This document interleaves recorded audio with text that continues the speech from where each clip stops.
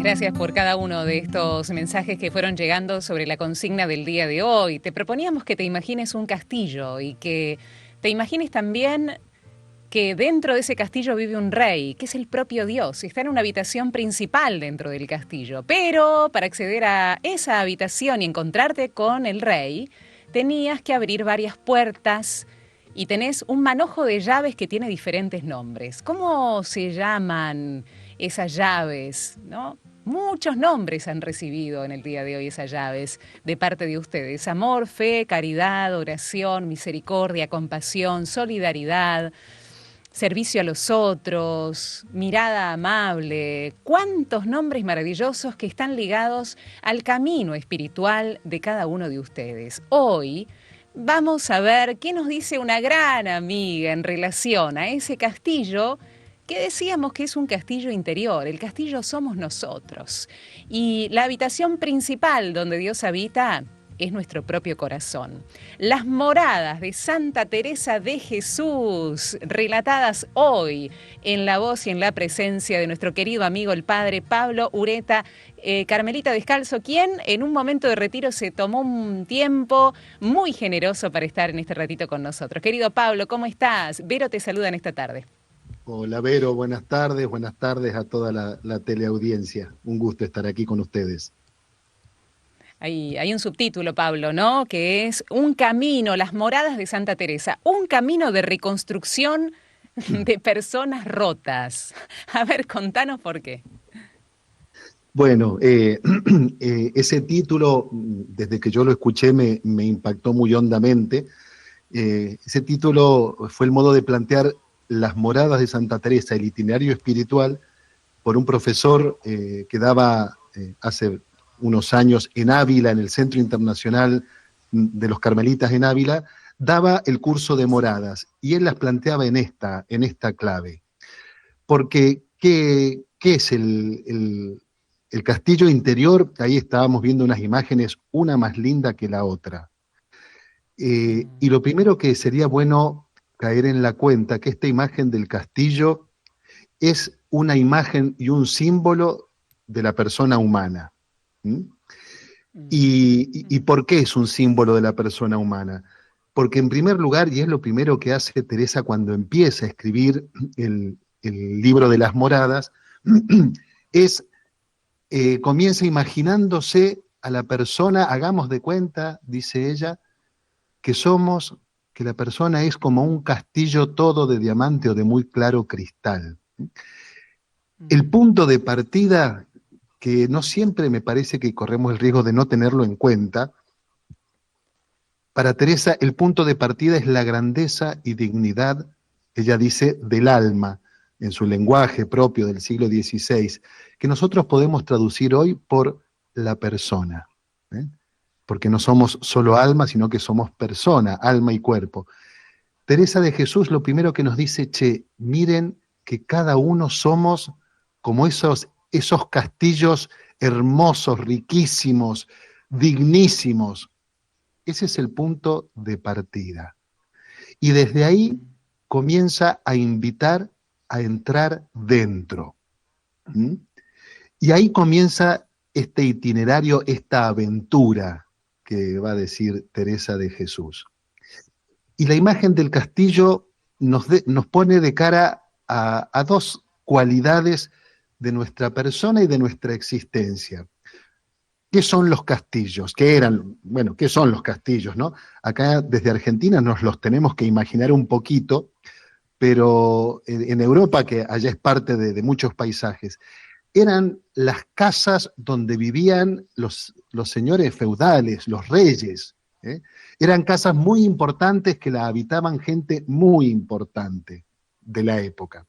Por lo tanto, la belleza y dignidad tenía que ver con quien estaba dentro. Eso es lo primero que dice Teresa. El castillo nos hace pensar y caer en la cuenta de la grandeza y dignidad de lo que somos.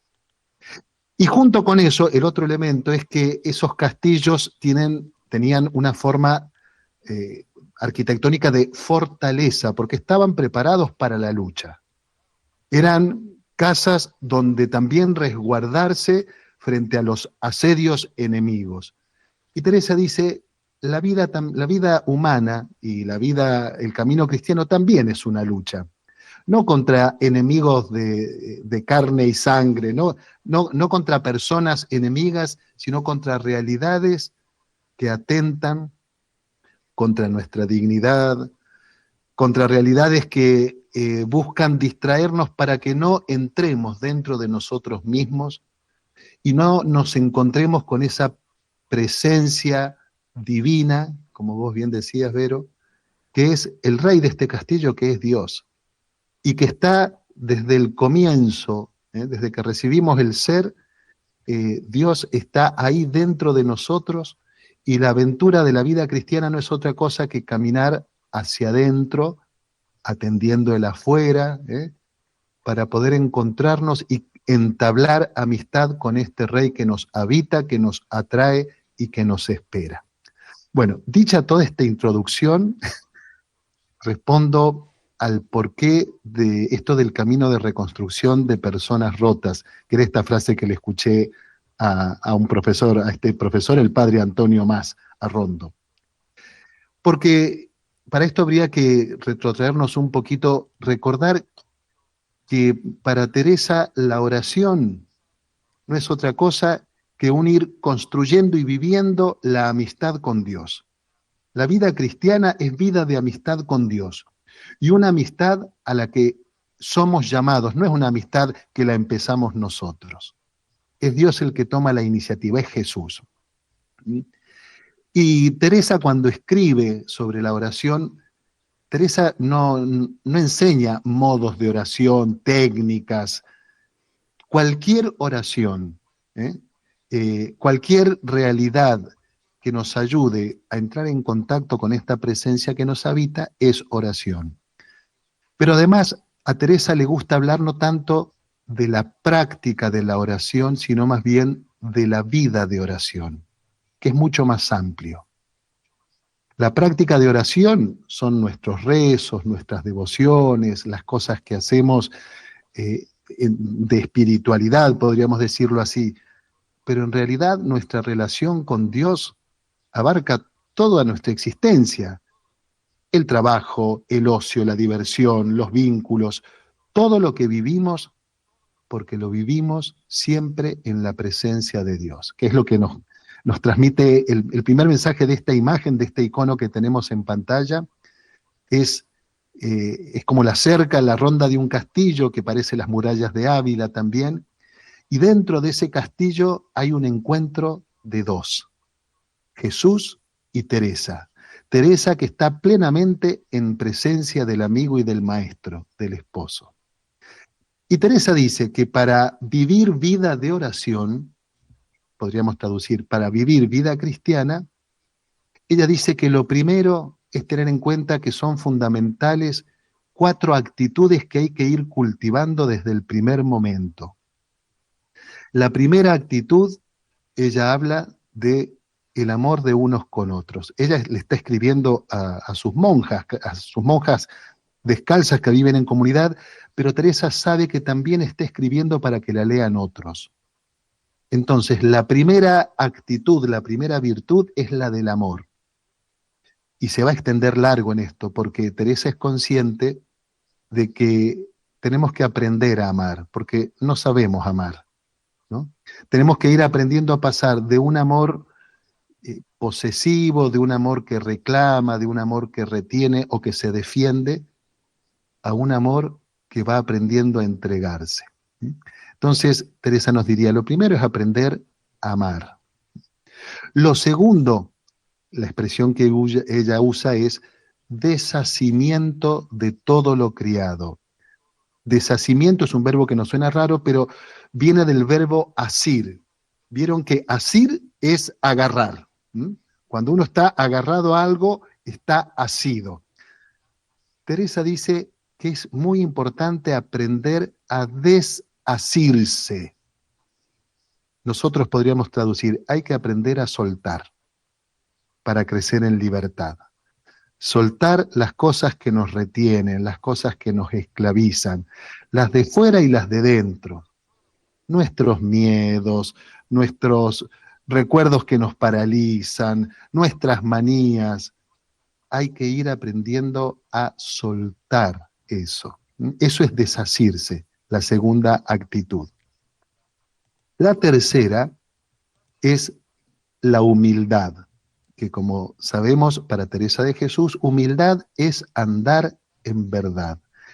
Humildad es autenticidad de vida, pero es sobre todo ir aprendiendo a vincularnos con nuestras luces y con nuestras sombras sin asustarnos, sin maquillar las sombras y sin exagerar las luces.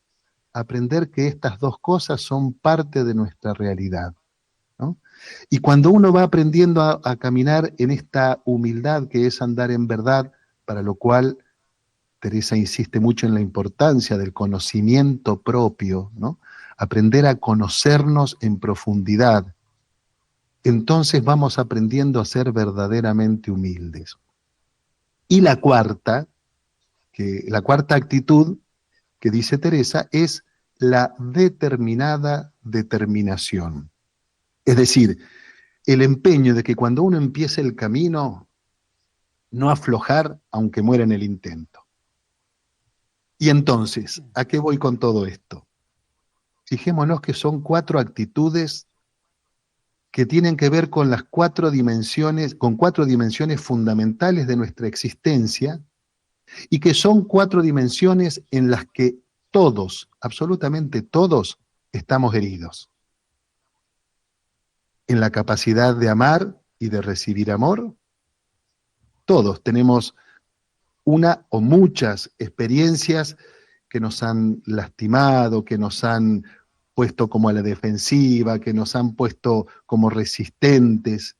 Entonces, Teresa dice que el modo de sanar es poder pasar de una actitud de reclamo, lo que no me dieron, lo que me hicieron, lo que no me hicieron, ¿no? Que no es no reconocer lo que causó el daño, pero Teresa dice, lo que nos sana en nuestras carencias y heridas es aprender a dar aquello que quisiéramos pedir. Fíjate qué precioso eso. Entonces, la primera actitud nos ayuda a sanar en nuestra capacidad relacional, en nuestra capacidad de amar. La segunda tiene que ver con el vínculo con las cosas, el deshacimiento, que es la libertad interior, pero no solo cosas materiales, es aprender a desasirnos de la dependencia de la propia autoimagen, aprender a desasirnos también de tantas cosas. En psicología hoy se habla de que muchas veces nos quedamos como aferrados a cosas que nos hacen daño, y uno dice, pero ¿por qué está aferrado o por qué sigo aferrado a esto si sé que me hace mal? Y nos aferramos porque sacamos beneficios secundarios de eso, inconscientemente, ¿no? Entonces, Teresa dice, tenemos que aprender a ejercitarnos en esta capacidad de libertad interior. Y para eso, el ejercicio del deshacimiento, ¿eh? De las cosas que nos impiden caminar hacia la verdad más profunda y hacia el Dios que nos espera y nos habita. Sanar nuestra relación con las cosas. La segunda virtud del deshacimiento. La tercera tiene que ver con sanar el vínculo con nosotros mismos. Cuando no hemos podido todavía entrar en un contacto cierto y profundo, nos pueden pasar muchas cosas, pero, por ejemplo, podemos tener tan tapadas nuestras heridas que las mandamos al fondo, a la sombra, y entonces nos armamos una imagen de éxito, de perfección, de superados, y parece que nos comemos el mundo, y en realidad lo que estamos haciendo por ahí es como huir de los monstruos que sentimos que tenemos dentro. O al revés, a veces nos hemos quedado como identificados con nuestros apegos, nuestras heridas y nuestras cosas, y entonces nos parece que no servimos para nada, que no somos nada, que no sé qué. Y entonces dice Teresa que aquí la clave es y la oración nos tiene que ayudar a ir hacia Dios para mirar muchas veces su grandeza, poder mirar también las maravillas que ha hecho en nuestra vida y en nuestra existencia. Es cierto que a veces podemos haber tenido una historia muy dura y dolorosa, pero precisamente este ejercicio de la humildad es poder ir entrando en contacto con todo lo que hay y forma parte de nosotros para poder ir abrazándolo, para poder ir dejando que Dios lo transforme. Ahí tenemos en imagen ese icono del encuentro ahí aparece Teresa de Jesús, frente a Jesús junto a un pozo. Está haciendo alusión al pasaje de la Samaritana, en el Evangelio de Juan, en el capítulo 4, un pasaje del que Teresa era eh, una enamorada de ese pasaje y de ese encuentro, porque ella se identificaba con la Samaritana. Y entre otras cosas, porque en ese encuentro Jesús la va conduciendo a la Samaritana, si recordamos el pasaje, a través de un diálogo, la va llevando despacito hasta que ella puede reconocer su verdad, su historia de desencuentros, de amores insatisfechos. ¿Mm? Bueno, la humildad es esto, reconocer las luces y las sombras sin agrandar ninguna de las dos, hasta poder situarnos con serenidad ante la verdad de lo que somos. Y la cuarta actitud, la de la determinada determinación, es aprender, o nos pone de cara a ir aprendiendo que en el fondo quien nos va a sacar adelante es Dios. Como ya dijimos, creo que en el encuentro anterior respecto al caminito de Teresita, Dios no nos pide los resultados. Dios lo que nos pide es la disposición y la disponibilidad de no dejar de intentarlo. Entonces, fijémonos que el camino de la oración para Teresa, lo primero que ella hace cuando lo enseña es, lo primero que hay que hacer es construir persona humana. Persona humana para que pueda haber un encuentro personal y humano, un encuentro de amistad con un Dios que es personal. Y entonces las condiciones es ir entrando, revisando, saneando estas dimensiones relacionales de nuestra existencia con las personas, con las cosas, con la verdad de uno mismo y con nuestra voluntad muchas veces vulnerada o vulnerable. Y entonces, de pronto, el camino de la oración y este camino de ir entrando dentro del castillo que somos, va a ser un camino en el que Dios va a ir sanando y saneando esos vínculos, esas Qué cuatro maravilla, Padre dimensiones. Pablo. Qué lindo, qué lindo. Hermosa la introducción porque tiene que ver, sí, con una invitación ya desde el vamos a un trabajo sobre nuestras propias heridas y vulnerabilidades. Allí donde somos débiles, dice Pablo, es donde nos encontramos fuertes, en definitiva, en el amor del Señor. Por eso vamos a hacer una pausa musical y queremos saber cómo se llaman esas llaves. ¿Cómo se llaman esas llaves para entrar en las diferentes habitaciones del castillo? ¿Nos podemos encontrar con el Señor en forma íntima? ¿Qué dice Teresa sobre ese encuentro? ¿Cómo se llama? ¿Cómo se logra? ¿Qué hay de los diferentes modos de abrir esas puertas y cómo se llaman esas diversas moradas según los estadios del alma? Vamos al encuentro de la música. Estamos dialogando con el padre Pablo Ureta, Carmelita Descalzo, en este ciclo, en estos momentos de espiritualidad que Radio María nos regala a todos. Gracias, Mariana, por la música. Seguimos en este ciclo de espiritualidad junto al padre Pablo. Pablo Ureta es carmelita descalzo, fraile. Está en un momento de retiro y muy generosamente, Pablo, gracias por ello. Nos estás haciendo pasar un momento muy importante de trabajo interior. Hablando del castillo que somos, ese castillo de cristal que somos, que tiene muchas habitaciones, muchas puertas, y hay que tratar, por lo menos, de llegar al interior donde se encuentra el rey. ¿Qué propone Teresa? ¿Qué es lo que proponen diferentes moradas, así las determina, de este mismo castillo interior? Lo primero, Vero, que Teresa quiere insistir es que esto es un camino para todos, Bien. absolutamente para todos. que yo soy muy pecador, que mi vida es un desastre, que no sé qué, dice Teresa, anímate, porque fundamentalmente el protagonista de este camino es Dios, que es el que va atrayendo desde dentro. Y por eso la entrada, va a decir Teresa, la entrada, la puerta para entrar en este castillo es la oración. Del tipo que sea, del modo que nos imaginemos, le recemos al Dios que sea. Fíjate que Teresa al comienzo, fijémonos, no pone condiciones, la única condición es querer entrar dentro. Y ella misma se pregunta, bueno, algunos dirá, pero ¿cómo entrar dentro de nosotros si somos nosotros mismos? Y Teresa dice, va mucho de estar a estar. Porque muchas veces las personas podemos estar viviendo en la ronda, en la cerca del castillo, en la exterioridad. Somos los dueños del castillo, pero nunca entramos porque vivimos volcados hacia afuera. Entonces, esta aventura hacia adentro empieza con poder dar un tiempo, un ratito a la oración, como sea, porque el gran desafío para entrar en la primera morada es precisamente entrar. Esa es la clave. ¿Y por qué es tan difícil entrar?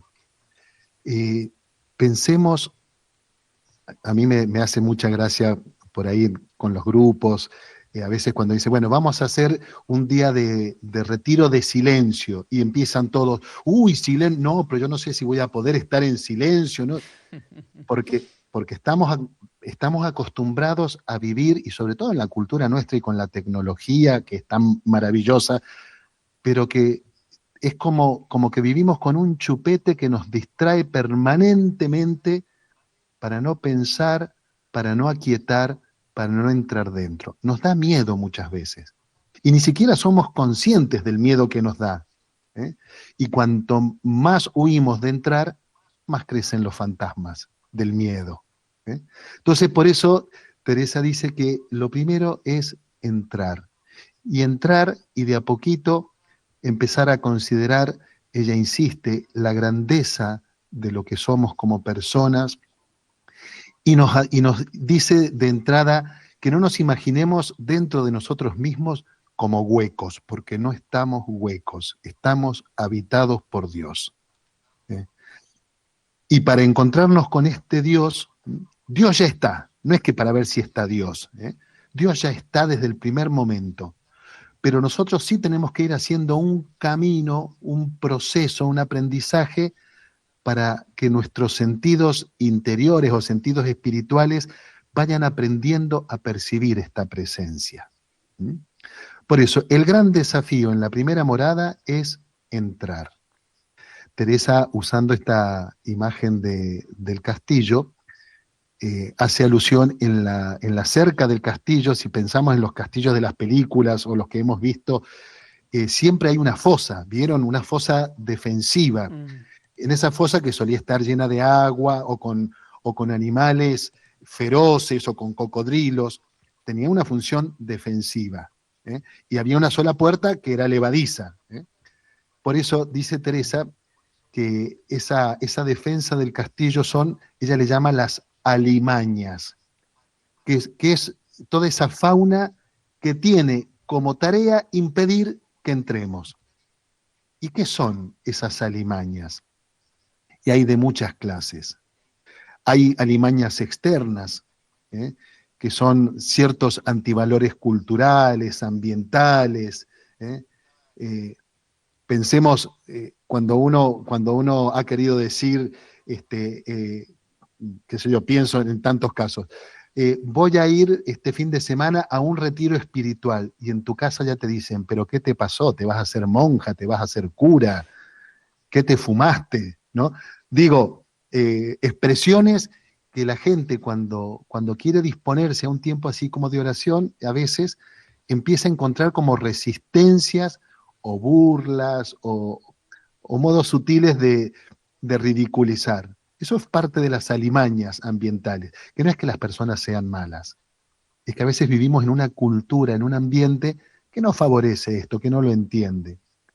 Pero hay otras alimañas que son también nuestras heridas, esos entresijos de nuestro inconsciente, de temores, de fobias, de manías, que hacen que, que no podamos, que parece que no podamos entrar. Y cuando estamos un poquito en silencio o hemos entrado un poquito, ya necesitamos salir corriendo a distraernos.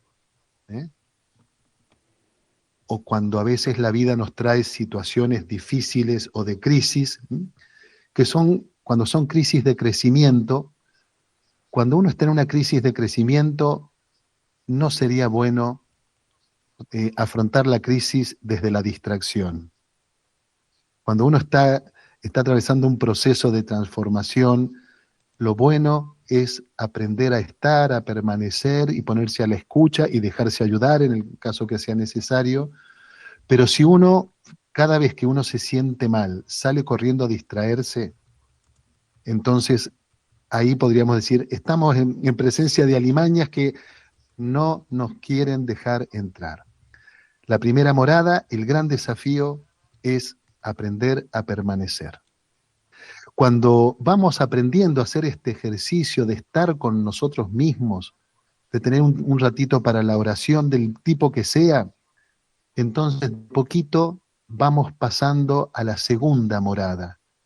Y en la segunda morada, lo que se va dando es que de a poquito, por ejemplo, puede ser empezamos a leer el Evangelio, empezamos a meditarlo y empezamos incluso a gustar algunas cosas de la fe, escuchamos una charla, una homilía, y nos toca el corazón y nos mueve. En la segunda morada ya aparece la persona de Jesús como el rostro de Dios, ¿no? Este Dios con el que nos relacionamos es Jesús, el Jesús del Evangelio. Y de a poquito vamos aprendiendo a escuchar. Y dice Teresa que todavía en esta segunda morada las alimañas del castillo llegan, ¿no? Y a veces doblan la artillería para impedir, porque cuando ven que uno va entrando y se va dirigiendo hacia lo profundo de uno mismo, lo de afuera quiere arrancarnos hacia la exterioridad, ¿no?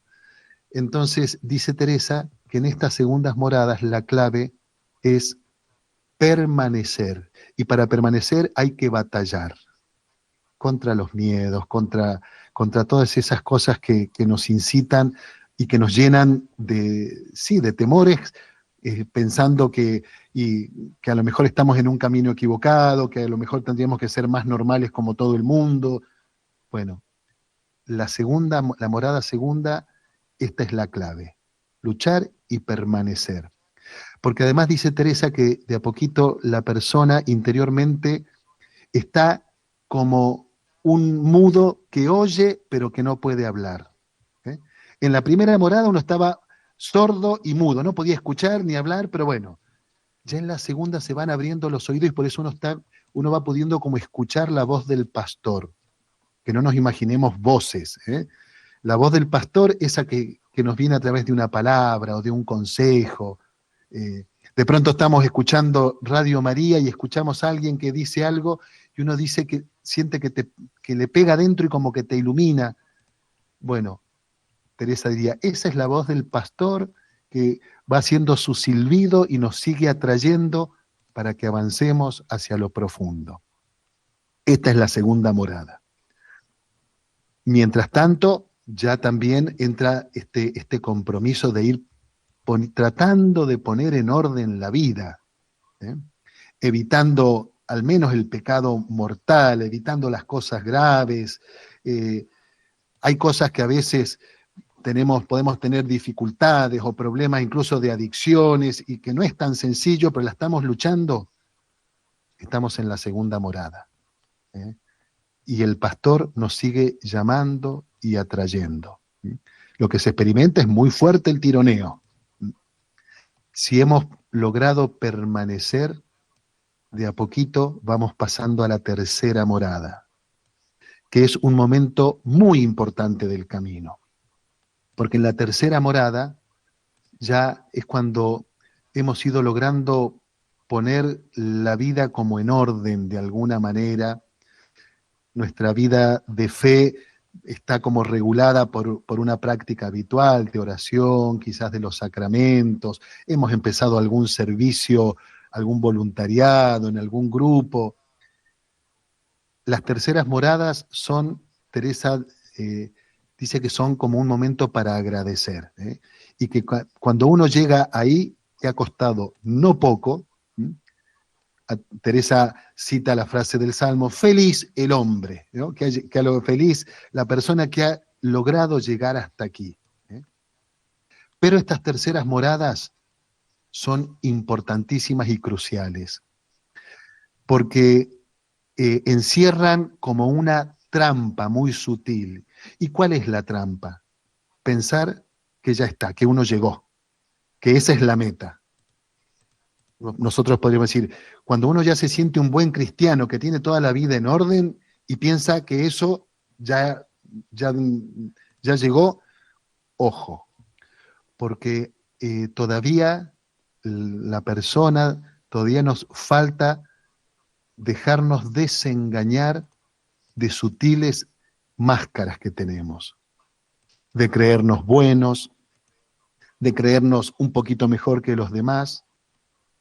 Y lo más sutil es que terminamos pensando, porque como hemos hecho tanto esfuerzo para llegar a esta etapa del camino de la vida, que pensamos que nos merecemos un premio. No lo pensamos así a lo mejor, pero entonces Teresa va a decir que aquí es cuando Dios se va a valer de situaciones que nos pueden pasar en la vida que nos desconciertan. Esas situaciones en las que uno de pronto dice, pero ¿y por qué me pasa esto? Si yo he tratado de hacer siempre las cosas bien, ¿por qué si me he portado bien y le he cumplido a Dios, por qué ahora me pasa esto? En el fondo, dice Teresa, lo que aflora ahí es este sutil engaño del orgullo, de pensar que nosotros le estábamos haciendo un favor a Dios siendo buenos. Es decir, haber llegado a las terceras es una gran cosa, es importantísimo, pero ahora, porque en estas terceras moradas es la cumbre de la primera parte de la andadura de este camino, que es lo que en lenguaje clásico se llama la etapa ascética. ¿Qué es la ascética? Es el esfuerzo para disponernos a recibir y acoger la gracia que Dios nos quiere dar. Eso es la ascesis, los esfuerzos de conversión, los esfuerzos que hacemos para ir mejorando en nuestra vida, pero todo eso puede suscitar un sutil orgullo. Entonces, Teresa nos va a decir que el amor todavía no está maduro para sacar de razón. Es una expresión que puede resultar rara, pero ¿qué es lo que quiere decir Teresa? Que nosotros amamos y nos portamos bien siempre y cuando tengamos todo bajo control. Y terminamos pensando que Dios nos tiene que retribuir con bendiciones porque nosotros nos hemos portado bien y nos tiene que dar cosas buenas. Y aquí es cuando la vida puede traer situaciones que desconciertan y entonces tiene que ser purificada la imagen de Dios que tenemos. Porque no es que Dios nos va a quitar nada, ¿eh? No es Dios el que quita, pero es Dios el que está ahí invitándonos a dar un paso de profundidad y de verdad interior. Que hacemos lo que hacemos, que podamos aprender a amar de verdad. No por el beneficio que podamos conseguir, sino porque amar nos hace grandes y amar nos hace encontrarnos con Dios. Hemos llegado a la mitad del camino y si uno es capaz de transitar, acá, bueno, habría mucho para hablar, pero no es el momento ni da el tiempo, pero hay tantas situaciones que podríamos describir y que podríamos reconocer en nuestra vida, ¿no? De personas cristianas con las mejores intenciones y buenas de verdad, a veces en las familias, ¿no? los padres y las madres, uno escucha tantas veces que dicen, pero yo a mi hijo traté de darle la mejor educación, le transmití los mejores valores y ahora me sale con esto, ¿no? Y ahí en el esto podemos meter infinidad de situaciones donde los padres se sienten desconcertados, donde los padres pueden sentir que han fracasado como padres. Podríamos decir, ahí uno podría testear que se está en una crisis de las terceras moradas. Si uno se anima a enfrentar esta crisis y aceptar y abrazar esto que la vida trae, y en lugar de dudar de Dios, uno se entrega en una confianza mayor, se pasa a las cuartas moradas, que son son las moradas como de transición para lo que va a ser en la etapa mística del camino, ¿eh? Pero bueno, ya vamos a decir qué significa esto de místico para que no nos imaginemos o no nos volemos tanto. No sé, Vero, si sigo o querés preguntar algo, querés comentar. Estamos siguiendo, tratando de ver cómo nosotros cada uno puede llegar, ¿no? Y es muy interesante saber qué paciencia tiene el rey para que nosotros podamos hacer este camino que, como vos también lo decías, ¿no? Es único para cada uno. Es único para cada uno. Podemos tener muchos modelos alrededor nuestro. Está bueno que sea, ¿no? De los santos y de los que están llenos de valores. Pero Dios sabe que nosotros somos únicos y que tenemos, decíamos al inicio del programa, algunas puertas para abrir y tenemos un manojo de llaves único nosotros, ¿no? Y que tenemos la gran libertad de abrir e ir a estas moradas de acuerdo a nuestros tiempos, que no son los tiempos del rey, muchas veces, ¿no?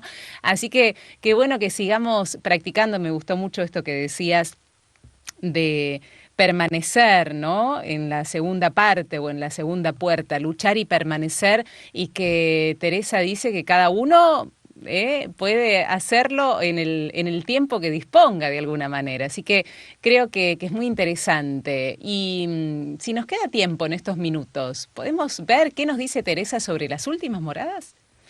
Sí, sí, las moradas que quedan, las de la etapa mística, las quintas, las sextas y las séptimas, son ya donde la persona ha ido aprendiendo a entregar la voluntad, entregar el querer al querer de Dios. Y aquí, ¿por qué se llaman etapas místicas? Lo místico no tiene que ver con fenómenos extraordinarios en primer lugar. A veces pueden haber fenómenos extraordinarios, y Teresa los tuvo, pero ella insiste que no son ni lo más importante, ni son signo de que uno sea mejor que otros, ¿no? Pero son místicas porque en esta etapa ya la persona que ha tocado fondo en sus propias posibilidades va aprendiendo progresivamente a ponerse totalmente en las manos de Dios, a dejar que Dios haga, ¿eh? A ir aprendiendo a amarlo a Dios por Dios mismo. Es como en un camino de amistad. Al principio la amistad empieza, sobre todo cuando uno se hace amigo de alguien, somos amigos porque la verdad que me siento re bien con el otro, ¿no? Con la otra persona. Me encanta su compañía, pero el centro en el vínculo es lo que a mí me importa, a mí me hace bien, lo que yo tengo ganas, y el otro o la otra va a ser mi amigo siempre y cuando responda a lo que yo espero. Lo mismo pasa en el camino de la fe. Hay una etapa, les pasó a los discípulos y les pasó a los santos y nos pasa a nosotros, donde cultivamos la relación con Dios y ese vínculo está mediatizado por lo que nosotros queremos conseguir y necesitamos de Dios. ¿Está mal? No, no está mal, pero está siendo parcial.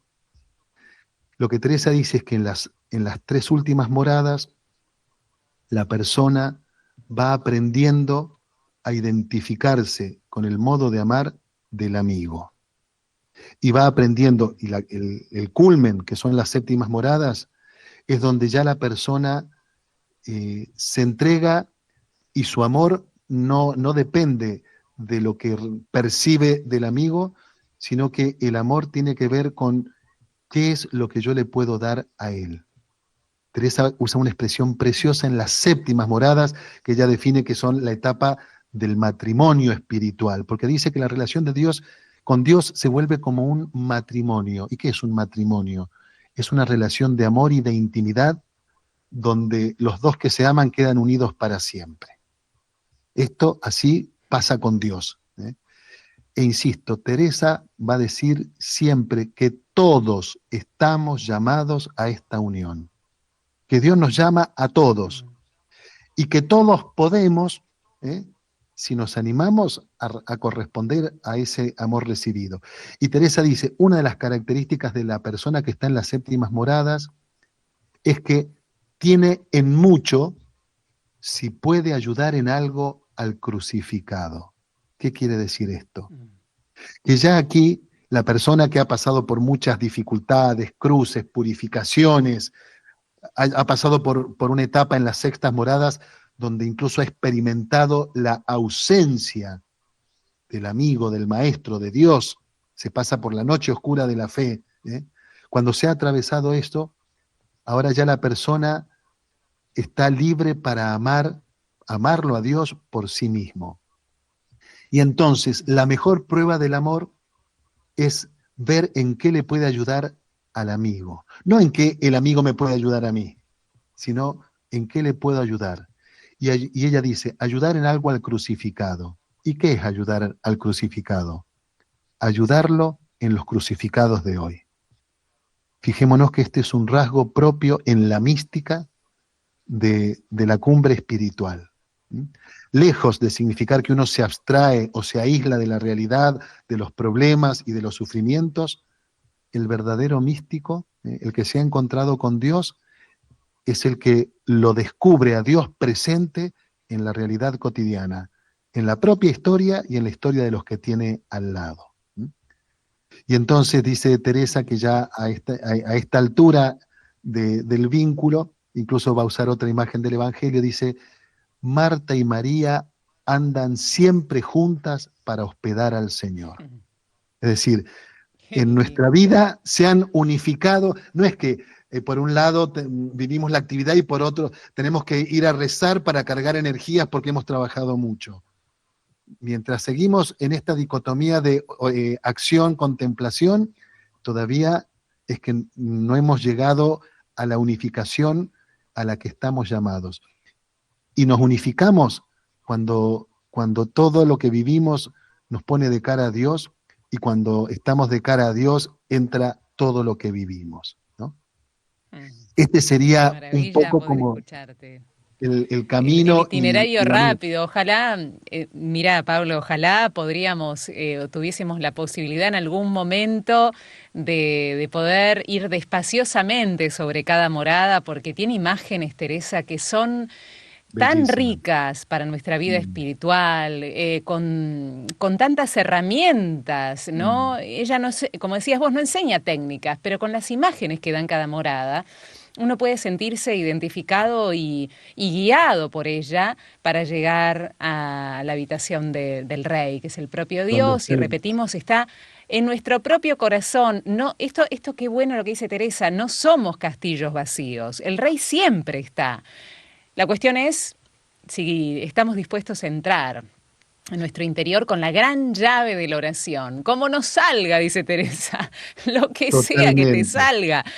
Ahí entra, la cuestión es entrar. Después creo que Dios va guiando el camino. Tenemos una gran compañera dentro de las moradas que es María, creo, la que nos enseña que el permanecer, el pasar la prueba, el ver qué pasa con las alimañas antes de entrar al castillo. Creo que ella es la gran guía hacia el corazón del Rey, ¿no? Y qué bueno que nos dejemos también guiar por ella. Decirte que siempre es de gran riqueza tenerte aquí en Radio María, querido Pablo, y que agradecemos mucho esta generosidad, te decía, por los mensajes, gracias a tus superiores que te dejaron estar dentro del retiro, porque nos haces mucho bien y la verdad que lo agradecemos.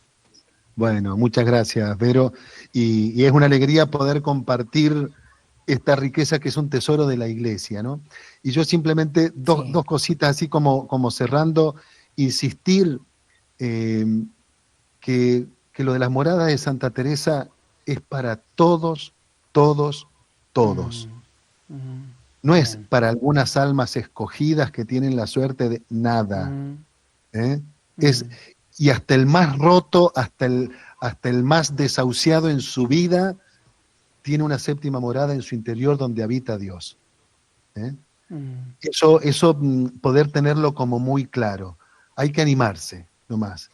Y la otra cosa, tomando una imagen de las quintas moradas, es que no se trata de cambiar.